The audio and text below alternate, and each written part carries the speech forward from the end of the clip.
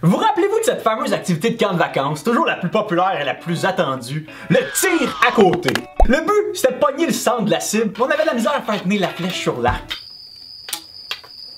Puis quand on arrivait finalement à la dégainer, on pognait la cible une fois sur 5, peut-être plus une fois sur 15. De vrais archers, nous disait notre moniteur. Et pas sûr, on avait peut-être la mignon, on était pourris. Ça partait de tout bord, de tout côté, aucun bisou, aucune technique, on passait proche de tuer nos amis. Disons qu'on était loin de ressembler à...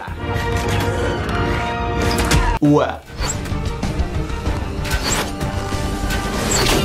Saviez-vous que le terme le plus utilisé de tout l'Ancien Testament pour parler du péché est hata, qui signifie manquer la cible? Contrairement à ce que plusieurs pensent, le péché c'est pas juste une forme de révolte, de transgression ou de rébellion, c'est aussi un ratage monumental. C'est comme un boxeur qui frappe dans le vide, un joueur de basket qui atteint même pas le panier, un slap shot qui passe complètement à côté du net. Bref, péché c'est un gros fail. Ok, péché c'est rater la cible, mais quelle cible en fait? La cible représente d'abord les standards de Dieu, ce que Dieu s'attend de nous autres. Que ce soit dans nos pensées, nos paroles ou nos actions, on passe à côté du but de nos vies lorsqu'on enfreint les normes qu'il a placées.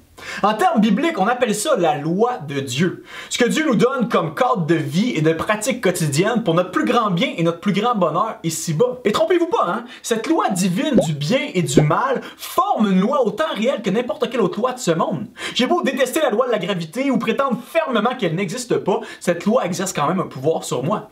Et c'est la même chose pour la loi morale. J'ai beau m'en foutre, la détester ou vouloir la faire disparaître de ma conscience, mais ce que Dieu a décrété mal reste mal, et ce qu'il a dit être bien reste bien, peu importe ce que j'en pense. Et donc, on pêche en passant à côté de la cible prévue par Dieu pour nos relations les uns avec les autres et pour notre relation avec lui. Moi, Sam, je rate la cible lorsque je chiale sur ce que j'ai pas au lieu de le remercier pour ce que j'ai. Je manque totalement le but lorsque je m'empiffe avec de la bouffe au lieu de manger raisonnablement avec gratitude. Je tire à côté lorsque je parle contre quelqu'un dans son dos au lieu juste de me taire et m'examiner moi-même. Je manque ma shot lorsque je convoite une autre femme au lieu d'aimer et de chérir celle que Dieu m'a déjà donnée. Vous commencez à voir un peu ce que je veux dire?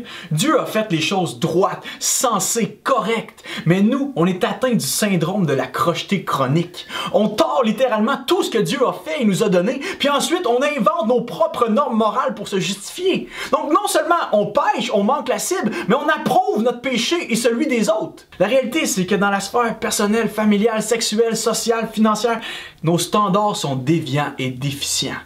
Ils sont biaisés par notre propre égocentrisme sans borne, puis influencés par notre cœur qui est mauvais et qui parfois nous trompe nous-mêmes.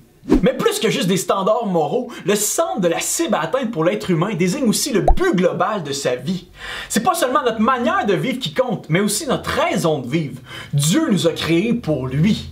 Pour que notre plus grand bonheur, notre plus grande satisfaction, notre plus grande richesse soit notre relation de confiance et d'amour envers lui. Autrement dit, c'est lui le centre de la cible.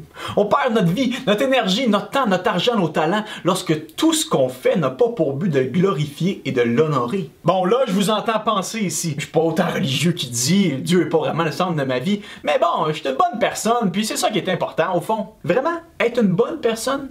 Imaginez avec moi une mère monoparentale qui a un seul fils dont elle prend soin depuis sa naissance. Du mieux qu'elle peut, elle lui apprend comment bien vivre, toujours dire la vérité, travailler fort, faire de son mieux, être généreux, aider les pauvres, etc., etc. Elle gagne pas beaucoup d'argent, mais avec son peu d'économie, elle parvient finalement à lui payer l'université. Imaginez maintenant que ce garçon, une fois diplômé, ne parle presque plus à sa mère. Il lui envoie une carte à Noël puis à sa fête, mais il lui rend jamais visite. Il répond pas à ses téléphones ni à ses textos, il s'intéresse pas du tout à elle. Mais il vit comme elle le lui a appris. Il est galant, poli, respectueux, travaillant, généreux autour de lui.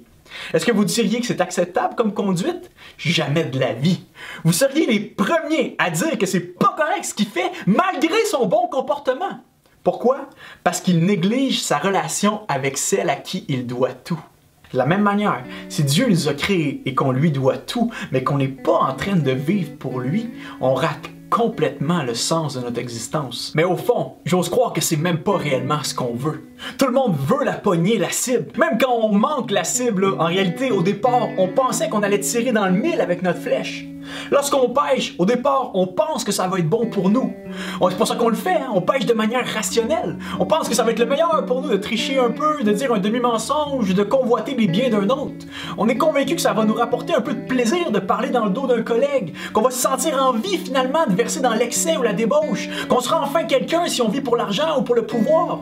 Derrière chaque péché, il y a une vraie recherche du bon ou même du meilleur, mais elle est mal orientée. Elle dévie en cours de chemin. Le mal est toujours une illusion trompeuse qui s'appuie au départ sur un désir réel et sain de vivre à fond dans le monde que Dieu a créé. On veut vivre la vraie vie, la vie à son meilleur, pas la gaspiller. On veut puiser le maximum possible de ce qu'elle a à offrir. On veut vivre avec un grand V.